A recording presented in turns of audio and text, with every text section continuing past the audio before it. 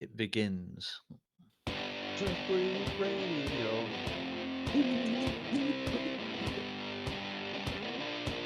I'm gonna start at 7 minutes. Random. Yeah. Goddamn Into it, fans. Dave. 5, 4,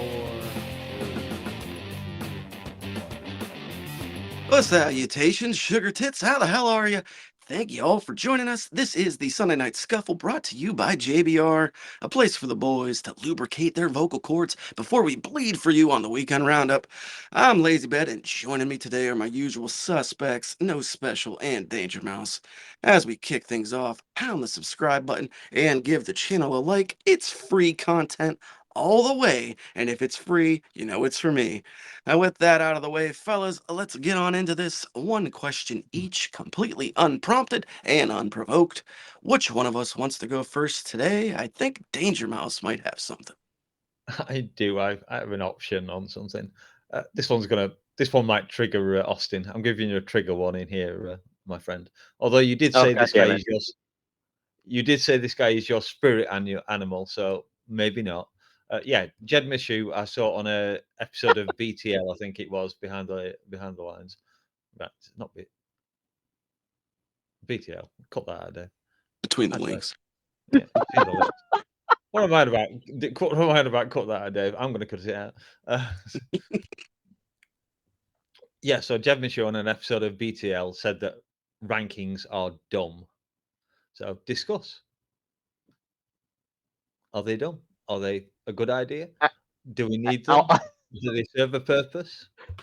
no, well, the truth of the matter is that rankings shouldn't matter because the idea of meritocracy should only exist as much as the fans want it to. Like, because the company's going to do what the company's going to do no matter what. Like, you have multiple outlets that do their own rankings. And hell, we even tried rankings on the MK server and it died. you know, fan interest Yeah. it helps to kind of put like in major sports rankings next to certain teams, and for your casual fans, they can go, oh well, that team's obviously the best because they're ranked number one. If you know what the criteria for the rankings is, you kind of have an idea of where they, the individual uh, ranked people or teams or whatever usually stack up against their competition. And more often than not, the rankings don't make sense to most people because they're just kind of looking at it like, all right, well, I don't think that makes sense because hell, even the UFC rankings would have like Stipe Miocic ranked, and he hadn't fought in 4 years. you know, you know, if they could get Carter in there, the Carter's still ranked, I think. I mean, but it just depends on your taste on it. I love the rankings because I mean I call myself a hypocrite if I wasn't a absolute critique person on rankings, but Dave knows what I'm talking about. but um, certain persona that he used to call myself on this Discord, but neither here nor there. But yeah, I would say yes, they matter, but they're also silly. I mean, it's another way for fans to interact and have fun with the thing that we don't really have control over. So to each his own, I guess. Lazy. Well, rankings are great. Rankings rule, and rankings are a really cool thing to have in the sport. As Us pointed out, it's a great way for the casual fans to try to gauge who is who in a division if maybe they're not familiar with the names or the resumes of these guys. But the bottom line is the rankings don't matter because the UFC doesn't fucking follow them. Like if the institution that is, giving out these rankings isn't sticking to them and isn't valuing them, why the hell should we? I mean, if we actually lived in a world where you seen, the number one guy, the number one contender actually facing the champion on a regular basis, or, just in sports in general, the rankings have weight to them because those rankings are going to affect your standings come the end of whatever season and your chance at championship gold. in the UFC, it's just kind of arbitrary and it's just kind of a number they stick next to your name, and they prove time and time again that they could take it away at a moment's notice. They can let you keep it for far longer than you should have it. They could hold no importance to the number at all whatsoever and completely skip over you and go to the number 8 guy to give him a championship shot. Like, so at the end of the day, it's yeah, they're cool and they matter, but there's no value on them whatsoever. That's pretty cool. I quite like those. I think you guys have covered it really, really well there. This might end up tying into some little idea I had for not next week, the week after show when we do our 50th show. Oh, So yes. yeah, it might tie into it, and you guys have kind of brought stuff up that's going to maybe be involved there. So yeah, I'm not going to add anything to this. I think that you, like I said, you guys did a great job. We call it a teaser in the industry. Hmm. Episode 50 coming soon. All right, well, I guess I'll do my question then. I'll go second so that Austin can have a little bit more time for his. Uh, yeah, here is my question for the day. Now, pardon me if this takes a bit of thinking because this is a rather serious topic, of rather groundbreaking subject, I guess you could say. Guys, is Keith Peterson dying? Oh, Oh my god! he can say he he can say all he wants about his fitness journey. We've heard about that. We can all joke about the Ozempic. That's it's a funny thing to bring up. But what's really going on here? Because this man is shrinking further and further every time we see him. They say Black is slimming, and this fella is so slender. And when he turns to the side, you're starting to not be able to see him at all. So, is he sick? Does he have a Jessica I style tapeworm? What is going on here? I'm open to speculation and hearsay, but I just got to know, has no nonsense transformed into no muscle mass, Keith Peterson?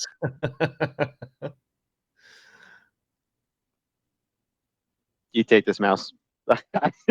Just take it first, The please. fuck is going on? Sorry, I wasn't sure if Lazy was finished there. That's it. What's going on with Keith? Yeah, obviously a massive transformation. I forget when it was when I was like, "Who's that guy in the cage in the black?" I was like, "Oh no, really? Really? Is that Keith?" Uh, and yeah, I've heard other jokes. Ozempic is the obvious one that springs to mind, and I hope that's what it is. Maybe that combined with some actual fitness regime. I don't know if he does. He must do something. Referees for all the Mickey you want to take out of them, they do have to move around that cage as fast as those fighters sometimes just to get out of the way.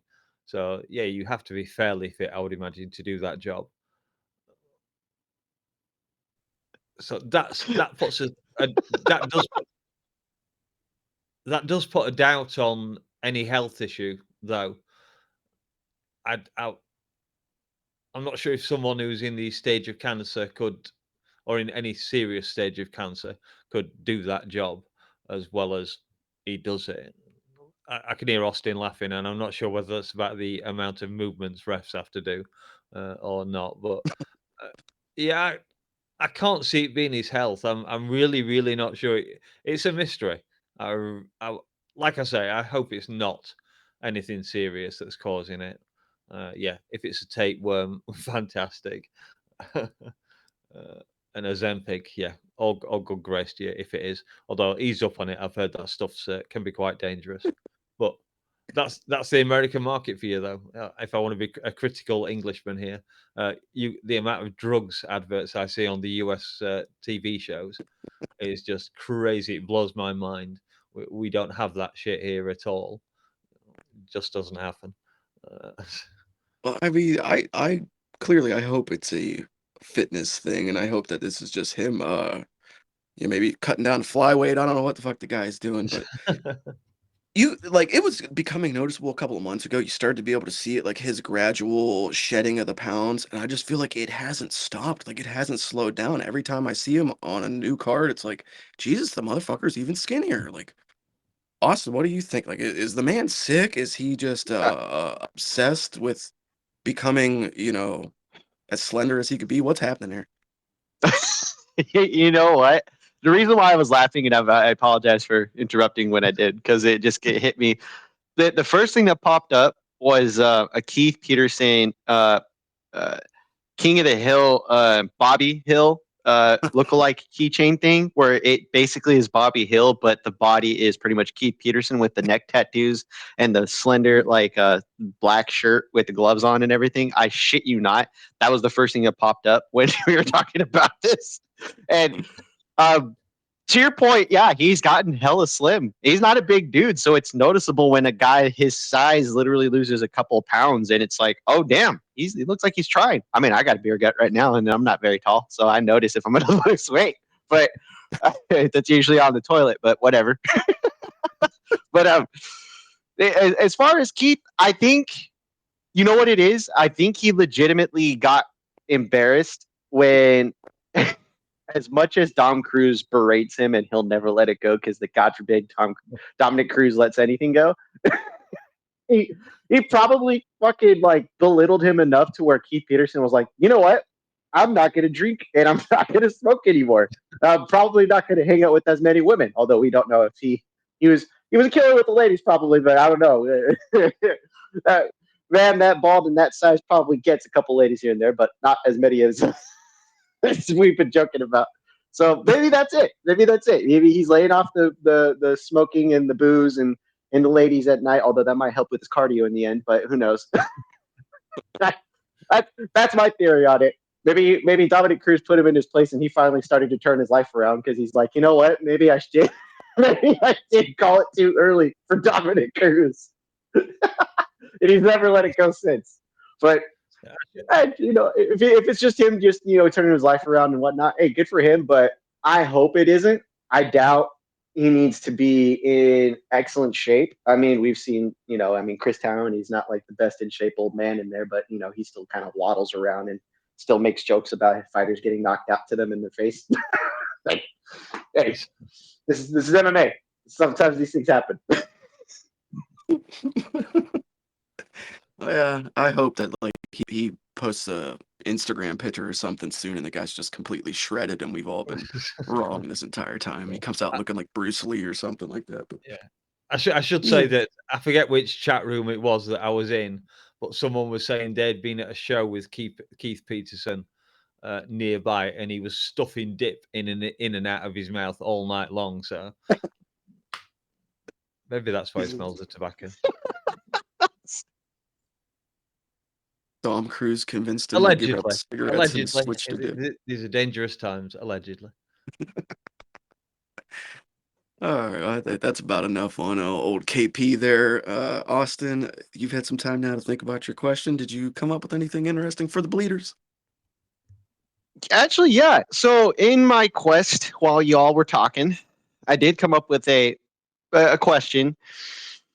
Since we are in the times of the UFC looking for a new home and possibilities of the UFC splitting its product across multiple entities or multiple companies for broadcast rights, or possibly just taking everything to one house or another, we have the PFL, right? And the PFL finally did what I believed was a good show on Thursday. So my question to you is, would you be willing to watch PFL on a regular night in absence of the UFC and the Apex shows? Because the question is this is what I mean. It's like, could we see the UFC possibly reining back the number of shows in favor of meeting quality standards that they used to have, which everyone and their mother for some reason is now saying it's a quality issue, it's a quality issue, it's a quality issue. And I'm not going to argue against the quality issue. What I will argue against is the UFC didn't have to do anything because the fan base was there just taking it up whenever they wanted to. Like they show up, watch the events, and then take off, right? They don't even have to watch all the fights. In absence of the UFC, would you be willing to watch PFL on standard broadcast times if the PFL becomes a dominant space for MMA inside of ESPN? Now, I'm stretching it there a little bit, but without the UFC, is ESPN worth holding on to with just the PFL, I guess is my question. Ooh. I'll let Lazy take that one. So let me see if I got this right. You're asking if the UFC leaves ESPN and PFL stays and becomes the ESPN's primary brand of MMA, would I consume it more? Yes, yeah. Is it something you would go out of your way to watch? Keep ESPN Plus, all that stuff. That is interesting. Well,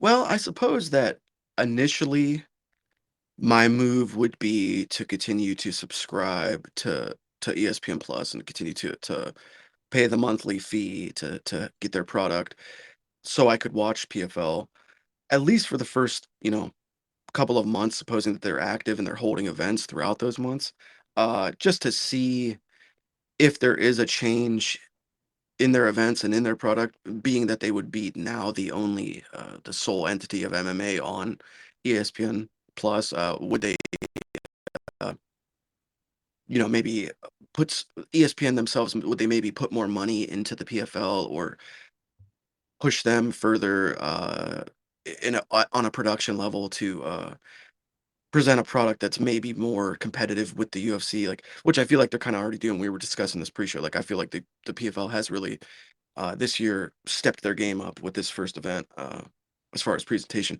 But so yeah, I guess my answer would be for the first couple months, yeah, I would probably stick with ESPN to see how the PFL looks now that the UFC would be gone off of the platform.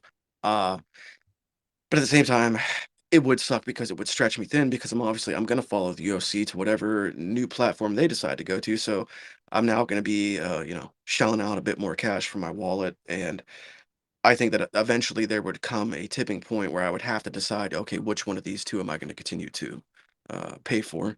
So yeah, it would be interesting because it would be kind of like for pro wrestling fans, a bit of a Monday Night War type scenario where you're having to decide which one of these brands are you going to follow, and which one are you going to give your time and energy to. So yeah, it would have to be kind of a wait and see. That's fair. That's fair. Yeah, because I'm in a similar boat only because of I'm going to follow the UFC wherever they go. Hopefully, they go to a place where I don't have to pay extra. And I don't want to, unfortunately, as much as their plan seems to be, is to spread the product out, which is, I think, terrible for the fan base. But whatever. Most of the fans tend to watch on pirated devices these days. So for me, as a guy who pays for the UFC, I want them to be in one place so that I could get all the content from one provider. However, I know that's not, how their business model works. So we'll wait. I'll wait and see on whatever the UFC wants to do since they're straining their relationship with ESPN. But yeah, no, I want to keep ESPN Plus because I want to see what PFL has to offer. I'm a little bit more excited about what they did because of their Thursday night show. So I'll give it over to you, Mouse. And any idea of how you feel about this situation? Well, PFL, first off, their show was pretty decent. I stayed up all night to watch it. There were some very good fights on it. I forget the guy who fought the Nurmagomedov relative, but that was a fun fight. That was an absolute Thad. brawl. Thad. No, he was a different. He got the KO, didn't he? On about the 1-2. I can't remember what it was now. Somebody other. No, no, ugh, no, no, no, Nurmagomedov. Yeah, I think it is a Thad. That was John. it. Yeah. No, I'm sure this was some guy just charged across the cage and mugged the guy from the off. I'm It was. fairly certain it's Thad. I remember the Thad fight, but I don't think he. I'm gonna look now. It's been too many days and too many edibles ago for me to remember. What's his what is Thad's full name? That Gene, Thad Joe. Yeah. Okay. And he's a welterweight. 26 years old, kid's beast, undefeated. So look on top. Haitian. Yep. Yeah, the Yeah. silverback. It's gonna be a fun. What No, is it's it? definitely not him I'm thinking of. Semifinals. It's gonna be him versus Jason Jackson. Correct. Jason Yeah. Jackson will be the next one. It's gonna be Haiti versus Jamaica. That's gonna be fun. No. Let me go back. Let me find Are you talking about Kubalai? Kubalaev? Movlid Kubalaev That and could Jeremy be it. Kennedy? Yeah, they're That might featherweights. be it. Yeah, I went the distance. Yeah, it was like a back and forth bloodbath. But yeah, Yeah, that's the fight I was on about. Yeah, I never discussed a weight. I just said I enjoyed that fight. But fair yeah, enough, the sir. Thad John was very good one. Yeah, enjoyed the fights. That was a good product, and we all know I love my Dakota Ditchever. If she's on a card, I'm going to want to watch it. So yeah, but really beyond that, as you say on your side of the pond, I'm going to have to take the fifth. No, I'm getting my UFC content in a legitimate way at the moment, but I am not going to subscribe to ESPN Plus. So yeah, No, that's fair because you're voting with your dollar, right? You know what I mean? yeah, my pound, I guess. Yeah, but it's not just. I genuinely do not watch any other sport. So the Yeah. only event I want to see is the UFC, and okay, if I can find PFL around the internet somewhere, then yeah, I'll watch it. But that's about as far as my support goes. And I do promote Dakota Ditchever, of course. I say her name all the time. Oh, you certainly do. Yeah, so I do my bit that way. Some might say you're her number one fan. Some might say that. Certainly one of her most vocal fans. I'll give myself that. I think to wrap up on this topic here, I think that the more interesting thing to me is going to be if the UFC does leave ESPN Plus and they stick in the PFL game. It would be kind of cool if the ESPN sort of went the Fight Pass route and started adding some regional MMA to their roster of events that they show. It kind of has feeder leagues to the PFL, sort of like what Fight Pass does for the UFC. It would be cool to catch some just random events on ESPN Plus of names in MMA that you've never really heard of, but you could become fans of, because that's what Fight Pass did for me. So I think that ESPN Plus could really do that for a lot more fans out there. Possibly, they'd have to have somebody, and they have a team that's being dedicated to the MMA journalistic side of ESPN, and they're it would be a big void that they'd be filling too on top of it because PFL cannot sustain that many shows with quality product even close to half of the Apex shit that we get. And then Yeah. on top of it too, you also have the money that they would be, you know, not spending on the ESPN. From ESPN to the UFC. So yeah, all of a sudden now there's a whole cachet flow. So Mhm. interesting. Yeah. Interesting. And you lose what, those 44 events a year or 43 events, whatever it is. It's a lot of air you've got to fill. So it'll be interesting to see how it shakes out. What does the PFL need? An event per month? Are we talking that kind of level? That's what Minimum. They might need 3 per month if they want to keep up with how the UFC does. I'm not, they can't keep up with the UFC. They don't have enough No. fighters, I don't think. But to do one quality event per month for PFL would do their reputation no harm at all. You know, I some think of these so. fighters, Yeah. some of these fighters they've kept from Bellator that have been complaining they haven't fought. Give those guys a fight.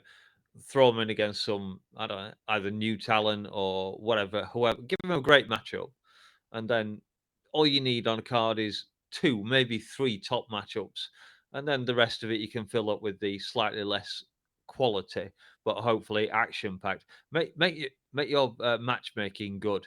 You know, don't. If you got wrestlers and you know these guys are going to wrestle, put them against another wrestler. And if you've got a striker, give him a striker, and your product will look good. Yeah, someone might say, "Oh, no one's ever tested this guy with a wrestler." No, but you're enjoying the fights, aren't you? And that's what PFL needs to do. It doesn't matter about the matchup. It matters about the entertainment more than anything else for PFL at the The moment. Bellator model is what you're saying. Yeah, maybe I am. But then again, back in the early days, I used to actually watch Bellator quite a lot. I got into UFC, and then I was sailing the high seas, and I spotted Bellator and was like, "Oh yeah, well, let's have a look at that." And I used to watch it occasionally, not all the time, but when it pops up, yeah. And I used to enjoy some of the fights on there. I didn't care who the fighters were. I just wanted it to be a good fight. And Bellator did make more inroads in the market, I think, than any other company has up to modern day. I guess you have one now, but they're retreating ever further into 4-ounce Mai Tai and a mixture of other stuff. PFL needs to needs to push forward in the market. The tournament series doesn't really work very well. At least they've changed that over in some respects. But yeah. And for God's sake, promote stuff. The amount of people I heard in chats saying, "I didn't even know there was a PFL event this Thursday," and it's like, no, most people didn't. Yeah. It was Lazy's favorite person, Pies. He didn't know it was on because I was joking. So if you'd have been in the MK Discord, you Lord would of the have known Pies. it was Fuck on. Lord of the Pies. Lord of the Pies gets stuck in dick. Now that you mentioned Lord of the Pies, this program is over. We're wrapping this up, guys. All right, folks. That's going to do it for this here edition of the Sunday Night Scuffle. Lord of the Pies gets mentioned and the show gets shut down. We appreciate you guys tuning in, and we hope you enjoyed this. Also, enjoy the rest of your week. Join us back here Monday morning before morning combat for the weekend roundup. Until then, we're out of here. Say peace. Peace. Later. Sorry, I had a mouthful of juice there. Yeah. Wrapping up on Lord of the Pies. That was great. Yeah. I thought you'd Were you appreciate genuinely? me. I was gonna say, yeah. Were you serious about like trying to get him back on the chats? He's always in the fucking YouTube chats. Yeah, he's always there. And for the longest time, I had blocked him. Well, because he's a fucking idiot. I blocked him probably around the time that he left the MK Discord last time. But I recently, probably like a month or two ago, unblocked him on YouTube specifically and solely because the Weighing In podcast that made me and Dave moderators, I knew he frequented that chat. So I wanted to see if he was in there saying idiotic, moronic things because I now had the power to time him out and ban him and everything else. So I unblocked him out of pettiness. I'm not, I'm man enough to admit it. I unblocked him out of pettiness, and he behaved himself. He was doing pretty well. And then what was it? Last Friday on MK, I don't remember even what he said, but me and him started having a little tiff, a little back and forth. And then the son of a bitch said something about, "Oh, LazyBed, why don't you just block me again and walk away from the conversation?" And I did not. But who blocked me? He did. He fucking blocked me. So, Lord of the Pies, since you outed yourself and I know you fucking listen to this show, baby, come back. You can blame it all on me. Come on, Pies. Come on.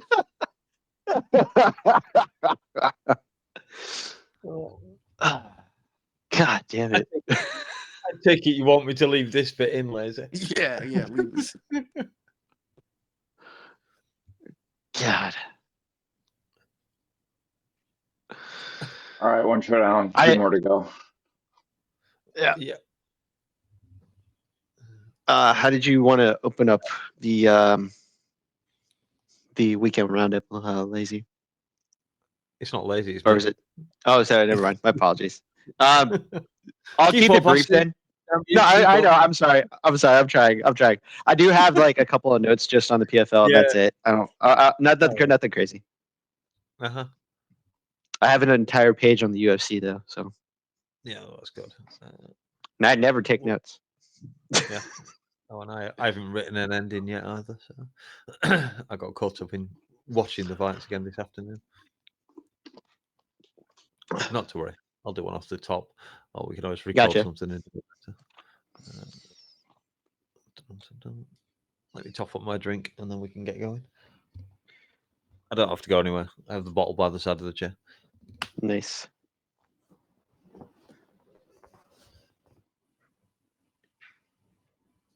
We got Austin singing. I'm trying to keep a good mood considering the things that we're going through right now. So Yeah, fair enough, mate. Yeah.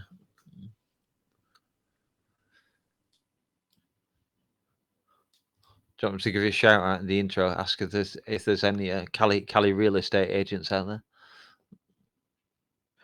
nah, we're good. We got a team. We got people we're working with. We're actually like, it's not even like who we know. It's literally just having the ability to find a place that works. That's it. Yeah. I just drank some weed. Let's go. that is mentioned in the intro. So. Sort of, anyway, at least. Thumbs up. Actually, I've kind of changed things around so it doesn't fit quite so well as it normally would, but you'll see. So it's a very brief intro, by the way. I'm not fucking around very much on this one. It's I'm introducing me, then introducing Lazy, then Austin, and then the usual bullshit, and then we'll get into the fights.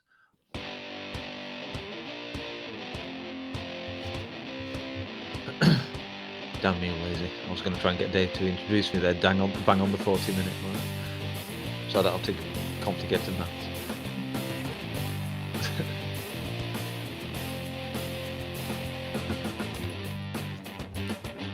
Well, let's go to 42, please. Count me and Dave at 42. I'm just going to have a reread at the start of my script.